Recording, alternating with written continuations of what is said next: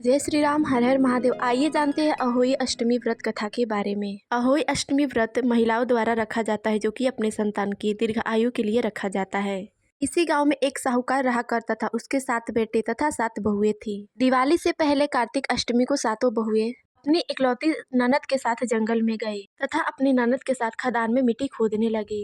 ननद जहाँ मिट्टी खोद रही थी वहाँ स्याहू की मांद थी, अतः मिट्टी खोदते समय ननद के हाथ से स्याहू का बच्चा मर गया। इससे स्याहू माता अत्यंत ही ज्यादा नाराज हुई तथा क्रोध में आकर ननद को कोख बांधने का श्राप दे दिया।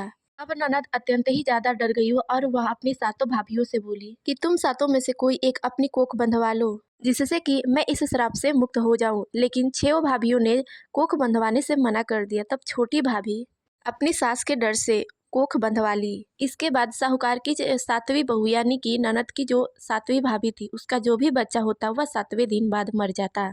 तब उस साहूकार की सबसे छोटी बहू ने पंडित जी से इस बारे में पूछा कि मेरी कोई भी संतान 7वें दिन होकर क्यों मर जाती है।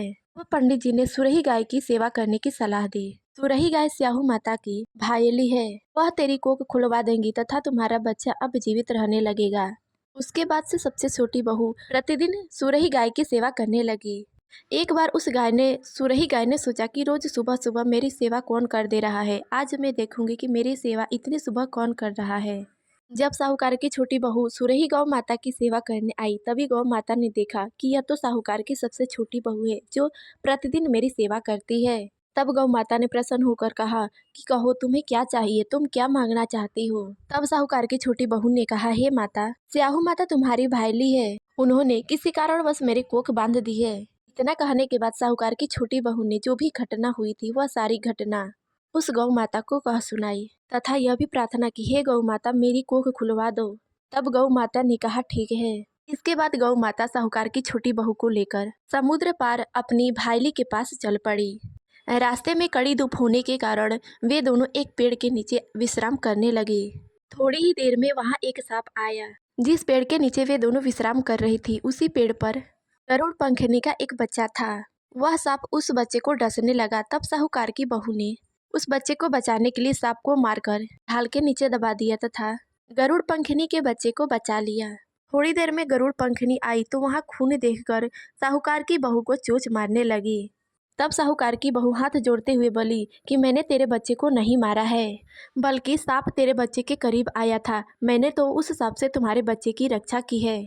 यह बात सुनकर गरुड़ पंखनी प्रसन्न होते हुए बोली, मांग तुझे क्या चाहिए, तू क्या मांगना चाहती है। तब साहूकार की बहू बोली, 7 समुद्र पार स्याहू माता रहती है, हमें तुम उनके पास पहुंचा दो।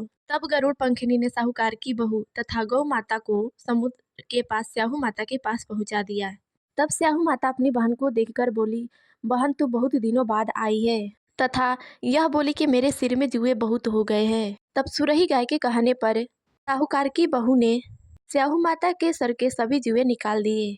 इस पर स्याहू माता प्रसन्न होकर साहूकार की छोटी बहू को आशीर्वाद देती है कि तूने मेरे सिर में बहुत सलाई घेरी है, अतः मैं तुम्हें आशीर्वाद देती हूँ कि तुम्हारे 7 बेटे तथा 7 बहुएं होंगी।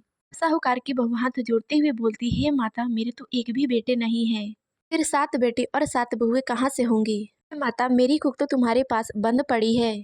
यह सुन स्याहू माता बोली, तुमने मुझे ठग लिया। जा, मेरा वचन है कि तेरे घर पर तुझे 7 बहुएं मिलेंगी। तू जाकर उजमन करियो, 7 अहोई बनाकर 7 कढ़ाई धरियो। इतना सब सुनने के बाद वह साहूकार की बहू अत्यंत ही ज्यादा प्रसन्न हुई और घर आई। घर आकर देखा तो उसके 7 बेटे तथा 7 बहुएं थी। वह बहुत ही ज्यादा खुश हुई। तब से लेकर अब तक अहोई अष्टमी का व्रत किया जाता है। यह व्रत माताएं अपनी संतान की लंबी आयु, उनकी दीर्घ आयु, उनकी रक्षा के लिए निर्जला उपवास करती हैं। जय श्री राम, हर हर महादेव।